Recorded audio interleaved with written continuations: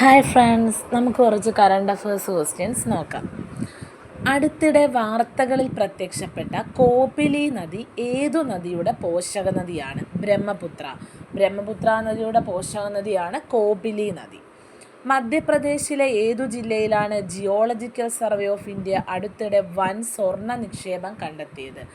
ജബൽപൂർ. ഇത് ചോദിക്കാൻ പറ്റിയൊരു ക്വസ്റ്റ്യനാണ്, നല്ലൊരു ക്വസ്റ്റ്യനാണ്. ജബൽപൂർ ജില്ല മധ്യപ്രദേശിൽ, അവിടെയാണ് സ്വർണ്ണ നിക്ഷേപം കണ്ടെത്തിയത്. വൺ ഫ്രീ സോൺ പാസ്പോർട്ട് സംവിധാനം ആരംഭിച്ച നഗരമാണ് ദുബായ്. ഗൂഗിളിൻ്റെ പുതിയ AI പവേർഡ് ചെയ്ത ഫോട്ടോ എഡിറ്റിംഗ് ടൂളിൻ്റെ കോഡ് നാമമാണ് നാനോ ബനാന.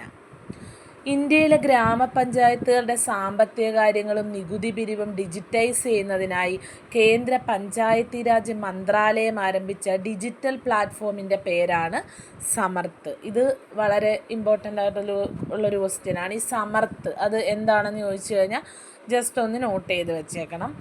ഇന്നലെ നമ്മളൊരു പദ്ധതി പഠിച്ചിട്ടുണ്ടായിരുന്നു. 2025 ഐക്യരാഷ്ട്ര സംഘടന ക്ഷാമബാധിതമായി പ്രഖ്യാപിച്ച നഗരം ഗാസയാണ്. 2025 ഓഗസ്റ്റിലാണ്. റീസെൻ്റ് ആയിട്ടുള്ളൊരു ക്വസ്റ്റ്യനാണിത്. ഐക്യരാഷ്ട്ര സംഘടന ക്ഷാമബാധിതമായി പ്രഖ്യാപിച്ച നഗരം ചോദിക്കുവാണെങ്കിൽ ഗാസയാണ്. നമുക്ക് വീണ്ടും അടുത്തൊരു ക്ലാസ്സുമായിട്ട് നാളെ കാണാം.